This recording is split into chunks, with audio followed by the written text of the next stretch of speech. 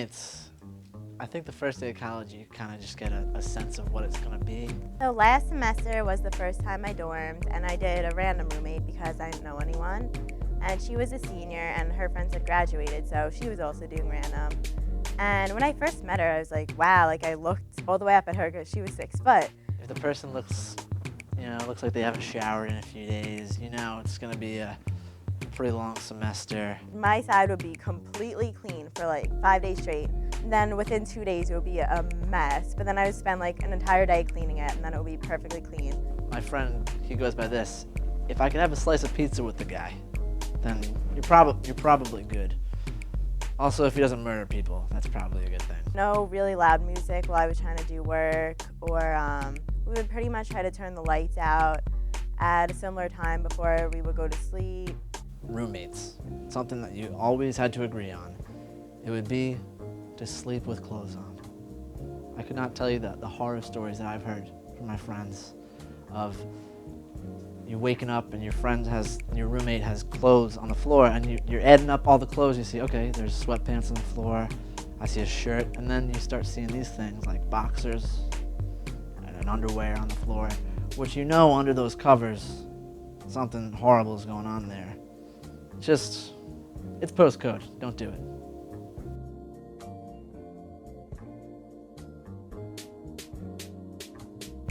Dorming, the rooms, they're very nice, and you wouldn't think that it could get nasty until, of course, you go into the bathroom. Hygiene is that's a funny topic on campus. The guys' bathroom in all the dorms, at least the ones that I've been into, are, I hope I can use the word hell. It's just hair, random hair. I feel like everyone looks like they're very hygienic, but then the bathrooms tell a completely different story. There'll be a whole floor of people with black and blonde hair, then you'll see like a bunch of red hair in the sink. It's just very sketchy. Like when you walk into a girl's bathroom, like it's hit or miss with the stalls. Oh, and the stalls itself is, I'm certain that's where evil comes from. When you're rushing, you don't really have time to check, which stall is good and which stall isn't. And it would be just your luck that you'd walk into that one girl's stall, but you didn't even have time to check it. I don't think people have been to the stall to clean it since like 1971 or so. It's a horrible experience, and I don't know how they do that every day. Oh my Lord. You really take for granted the clean stalls in your life until you've been into a post-dorm. Now you turn around when you go to flush the toilet, and it's like blood like all over the seat. It's just like, come on, girls, like. And then on the sinks, occasionally, there's blood. I don't know. Where's the blood coming from? Somebody explain that to me. Come on, we're too old for this. Way too old for this. Don't be that girl. Which is pretty much all the nasty, at least the men's, it's just all the nasty parts of being a man, all pushed into one like small room. It was right next to every single bathroom on campus, I swear it is. Don't take your jerk chicken and throw it away in the bathroom. So every time I go to the bathroom to brush my teeth in the morning, or when I use the bathroom just to come and use it, it smells like jerk chicken. And there'll be a whole floor of people with blonde and brown hair. And then you walk into the room, and there's gray, there's red hair. It's absolutely, you have no idea where this could possibly be coming from. Honestly, I guess I prefer it to smell like jerk chicken than not, some fish or seafood in a sense. And that's what it's for, Then flies come in there, and you go to the bathroom to get clean. So why try to make it dirty? Come on, man. When I told you that the bathrooms were hell, it doesn't even come close to dorm parties. As a guy, you have to go to them because that's where the women are, but they are the most sweaty areas of any college campus. And you'll bump into people, and you'll get all of their sweat over you. Don't expect air conditioning either. It's always hot as hell in there. And occasionally, it will be more than a bump. You'll completely hit into someone, and it's probably one of the most uncomfortable situations you could be in, because for the rest of at least the week, you're gonna bump into that guy on campus, and you can just see in his eyes that he's like, this guy got his sweat all over me. Don't be gross. And if you have to go to the bathroom, Don't ever expect there to be any toilet paper because it won't be there. It's inevitable. You're gonna go to one of the Hofstra bars eventually. When I first came here freshman year, I heard about penny beers. Beers for a penny, like, that is just like the best deal in the world, like, and it's just the best deal in the world. Last semester, I finally went, and I didn't even get a beer. The bar is just crowded and filled with people, and then you got everyone like throwing pennies at the bartenders, and there's only 2 bartenders, and it's this huge, giant bar with people packed around it, and then it's packed like it's crowded around the perimeter of the bar, and then there's rows of people behind those people at the bar. It's like so ridiculous. I got there like around 10, and I was at the bar the whole entire time from 10 to 11 trying to get a beer, which I never got. And then also, it's kind of similar to dorm parties because it's a sweat box. It's a hot box, hot as hell. They have like a little outside area, but I mean, if you don't like cigarettes, that's all they're doing over there, smoking cigarettes. So not really fresh air.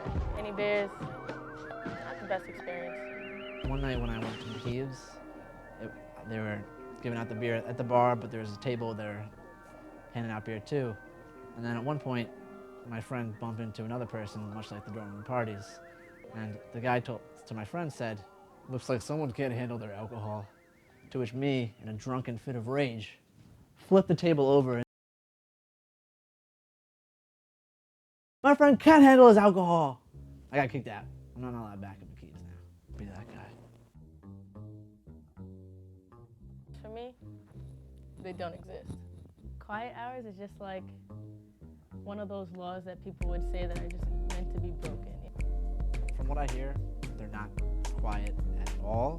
If I did dorm on campus, I'd be that kid in the hallway that has the door open 24/7, blasting the weirdest music you could ever think of, or the weirdest playlist. Like, it'll go from Daft Punk, Doing It Right, to Pharrell, So Ambitious, then to Blink 182, and then dubstep, Dead Mouse, like all that shit. A rule of thumb, I guess, to not do something to destroy your roommate's sleep schedule. You know, don't be blasting Biggie right in the middle of the night at 1 in the morning when your roommate has a midterm the next day.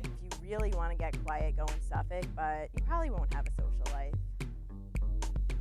Phone talking after 12 should be taken outside. Nobody wants to hear sexting or sexual conversations, obviously. Pretty much, there's a time limit. I'd say midnight is probably the best time. I would be that person if I did dorm, but I can understand how it would get frustrating for the other people, you know, but I like my music. No good conversations happen after midnight, by the way.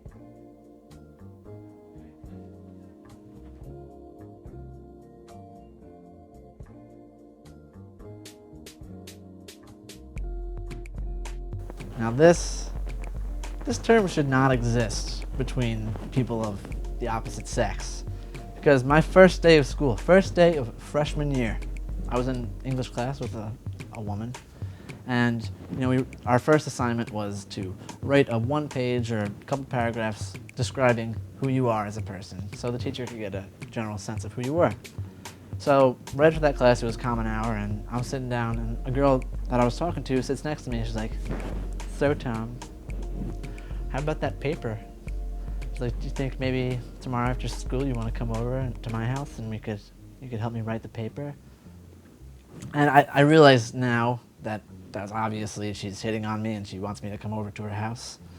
But at the time, I didn't really piece it together. So I just said, "How can I help you write a paper about yourself? I don't even know you." But luckily for me, I later found out that she's a whore. So, dodged a bullet there. Once you see one pretty girl and there's another one walking down the hallway, you just missed it because you were too busy staring at the other one. And this one is better than her, and she might even be more sane than her. Honestly, there's a lot of pretty girls out there that are a little,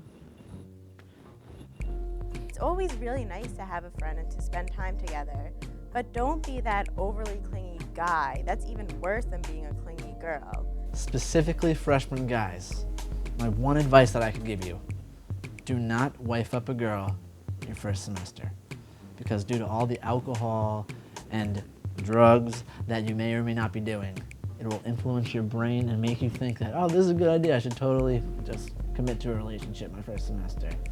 Because throughout your entire 4 years, you will see her on campus after you find out that she's crazy, and it will be the most uncomfortable situations you've ever had in your life. You never see a person around campus, you hang out with him once, and then you see him around campus all the time after that. Just because you have that freedom, and you see all these girls on campus and stuff like that, just don't go after everyone. You gotta sit back and scope the scene, because you know what it is? It's funny on campus, especially here at Post. Every semester, my friends leave. I make new friends, and then they just leave. Every semester, this campus looks completely different.